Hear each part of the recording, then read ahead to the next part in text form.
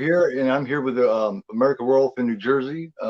And I asked him to come on and answer a few questions about Alien and aliens. Yeah, man. Just I'm ready to go. Just some of the basic questions. Like I'll start out with the main one. Which is your preference out of the two? They're both classics. They're both great. Yeah. I think you're talking about probably the top 3 1-2 punches in all of Hollywood, not just horror. But the short answer is the first one, the first movie, the first film with Ridley Scott. There's never been one like it. I really haven't seen too many anything else like it since then, with the exception of the second film. Those first 2 films are just fucking lethal, man. Just good shit. So you prefer Alien with a little more of the horror edge than the action edge?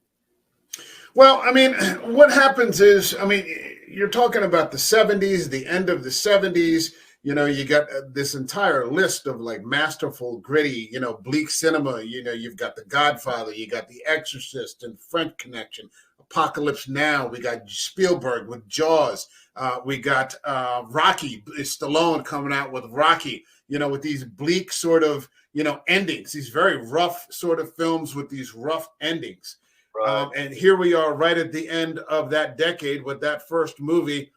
You've got a great ensemble. You've got, Tom Skerritt. I'm meeting Sigourney for the first time. I saw this in a drive-in. Because when I was young, 2 miles away from where I lived with my parents, we had a drive-in theater, and that was our Friday thing. Mom would cook up a big vat of popcorn, and, we'd bring our own snacks. And I'd sit there. Yeah. And, it was that one where you put the speaker on the inside of the window. Right. This is before you could tune into some local, radio frequency or anything like that. So you just had one speaker, and I was just stunned. You had Yaphet Kotto. Oh, yeah, absolutely. The first movie that I ever saw in an indoor theater was The Empire Strikes Back. So everything pre-1980 was at a drive-through. You got you got Harry Dean Stanton. You got Ian Holm. Ian Holm is just this evil. People always talk about, how lovable characters like Mr. Spock, or like Data. But he's like an evil version of that. This evil little gremlin, and, the contempt that he just has for everybody throughout the whole film. And then you realize that he's a synthetic.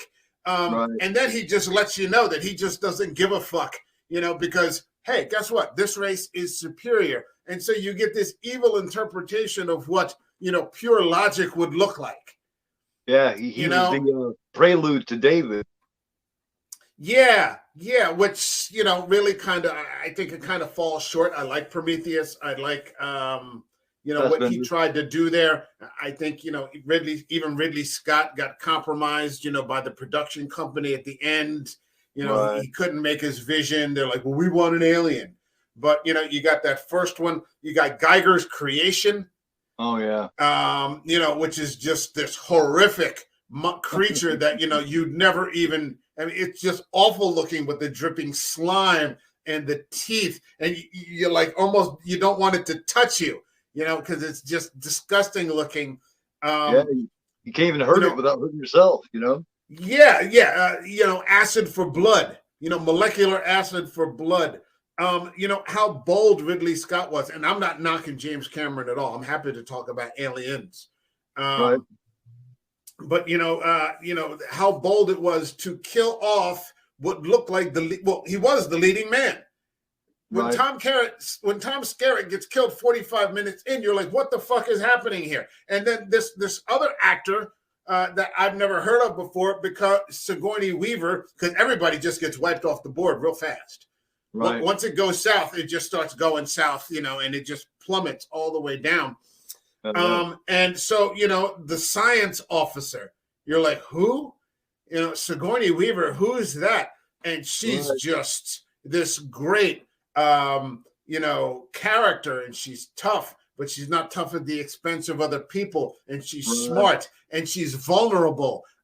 She's terrified. but she goes back to try to save the cat, and she's trying to think and figure out what to do here, because she's suddenly thrust into this position that she shouldn't be in at all. Yeah, this should be Dallas's position.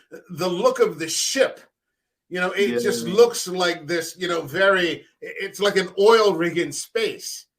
It's dirty. It's got this dirty, sort of dusty, you can almost see the oil, like on all the, the equipment and everything like that. The design of the ship, the claustrophobia. Alien just has this thing about it, and I really can't put my finger on exactly what it is. It just has that it factor. Where do you think Alien falls short? Where do I think they fall short?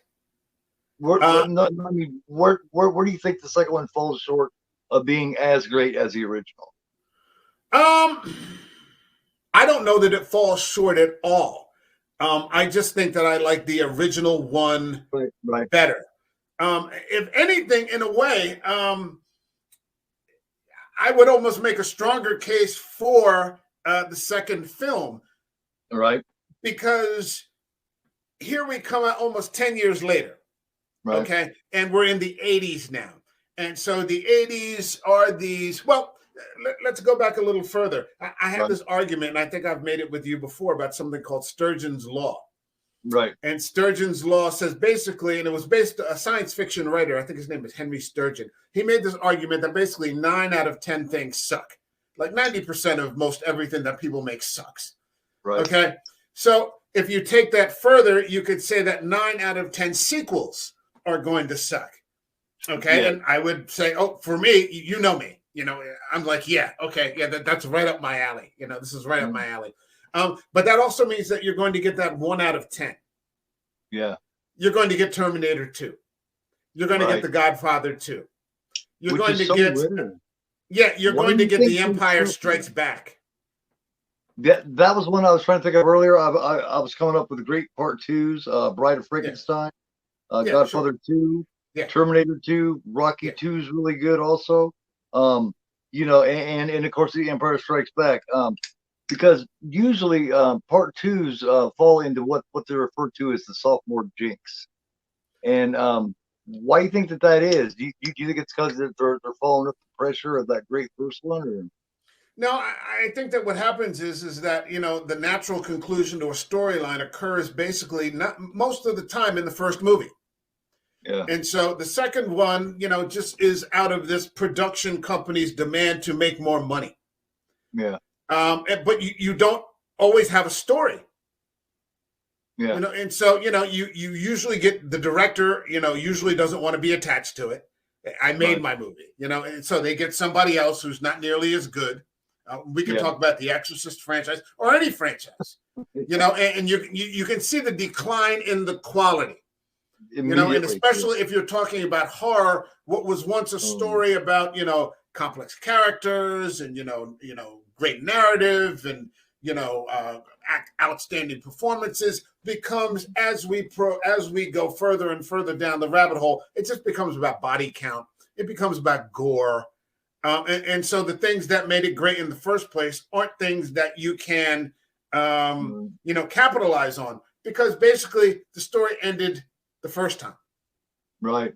There's no need for these ongoing things. So it's very rare. I mean, with Lucas had an entire vision. Yeah. So that's an exception. That's an exception. Yeah. Mario Puzo had an exception with The Godfather. He had an entire, huge volume of source material. Cameron's done it twice, though. Cameron's done it twice. He took somebody else's material and made a great sequel to it, because I think he went at it a little differently. He went at it with his own vision, and he didn't try to remake the original. Well, yeah, and that's one of the ironclad rules. I think you don't bet against James Cameron. Yeah, you don't bet against. Don't do that. Like nobody's talking about it, but like the second Avatar movie's made like $2 billion. Right. I don't think it's had any impact or anything, but it's just James Cameron, and he puts out a movie you know, a dozen years after the last one. He hasn't made a movie in 12 years. And the first one made $1 billion. The second one has made $2 billion. You don't bet against James Cameron.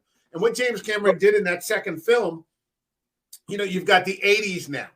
And you've got that stupid sort of optimism that you and I grew up in, where the hero always has to win, no matter how ridiculous or preposterous. You know, like, look at the first Rocky movie. Like, the first Rocky movie, he almost gets beat to death.